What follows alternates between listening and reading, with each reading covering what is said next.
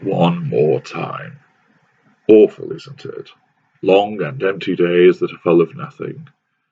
The mental calendar, which each day causes the caustic reminder of what we did with you last month and this time last year.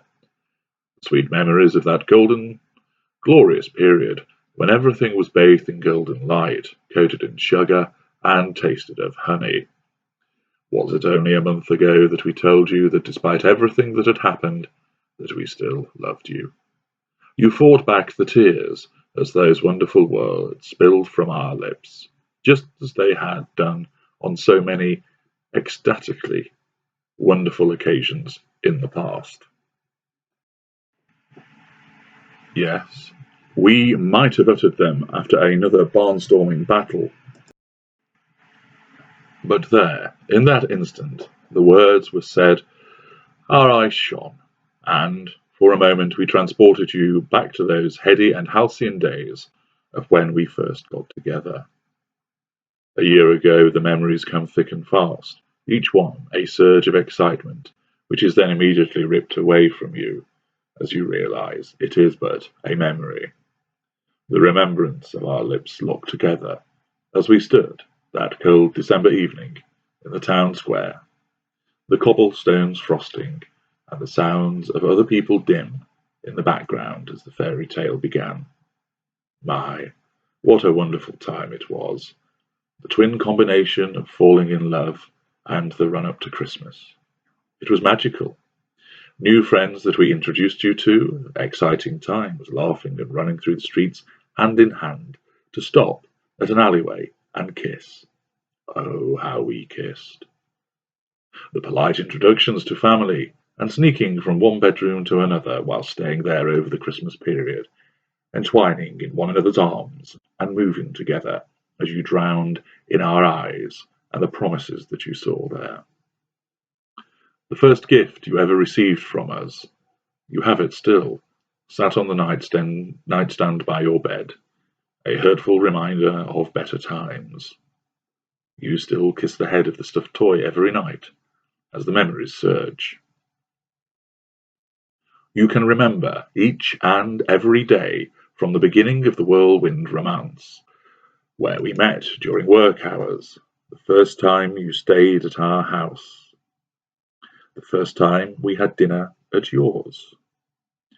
New horizons, landmark events from the minor to the major, but all of importance, as you systematically and subconsciously logged these occurrences so that you have been able to call on them now.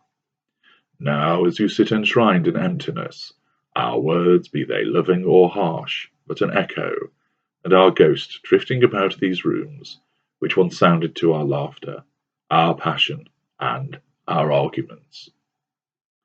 It has all gone.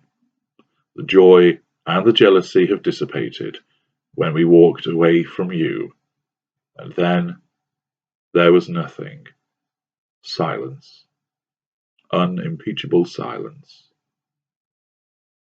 You cannot stand this nothingness.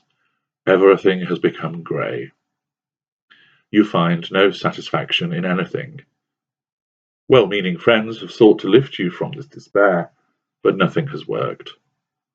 The suggested trips to the cinema, to the lake, to the shopping mall, to dinner at their houses, they have all been rejected because nothing feels the same.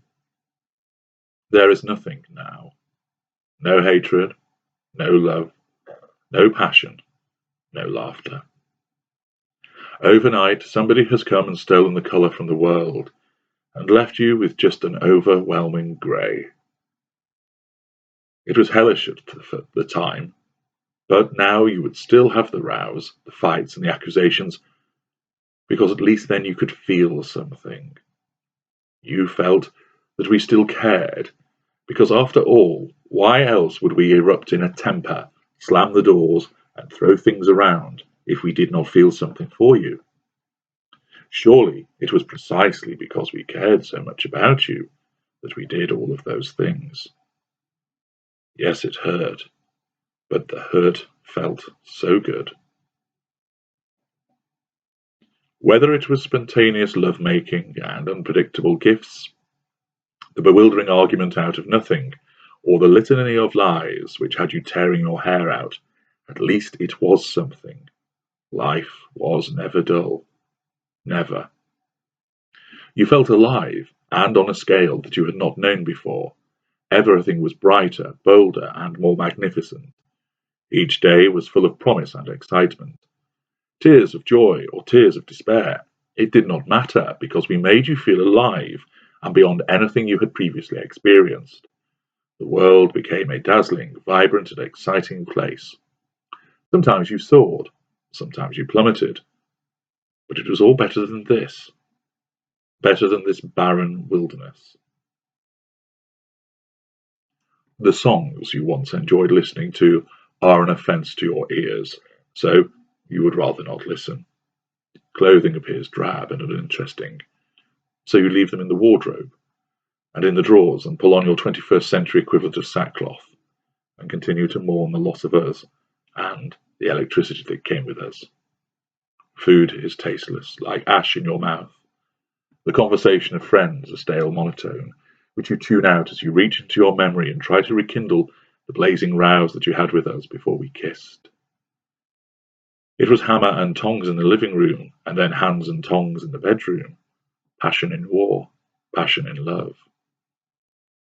You crave a return to those times in order to feel something, anything which will be better than being numb, listless, and disconnected.